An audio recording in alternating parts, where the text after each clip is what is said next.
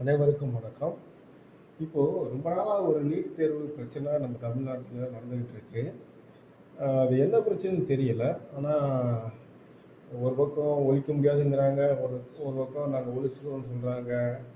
ஆனா, என்ன பொறுத்தவரைக்கும் ஏன் மத்த தேசத்துலாம் கல்வி வளர்ச்சி கம்மியா இருக்குங்கிறாங்க. ஆனா, அந்த தேசத்துல மத்த மாநிலங்கள் தேசம் தப்பா சொல்லிட்டேன். மற்ற மாநிலங்கள்லாம் கல்வி வளர்ச்சி கம்மியா இருக்குங்கிறாங்க.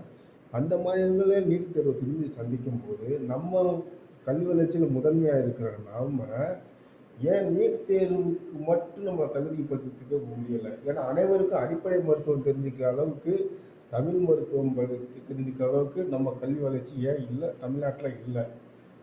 இதுக்கும் ஒன்றிய அரசு, இல்ல மத்திய அரசு இதான் காரணமா?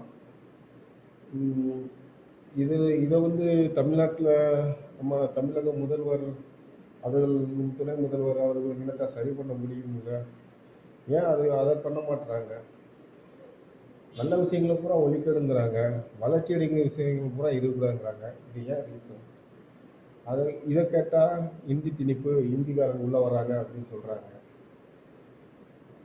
நான் கேட்கறது சரியா தவறா? கொஞ்சம் சொல்லுங்க மக்களே.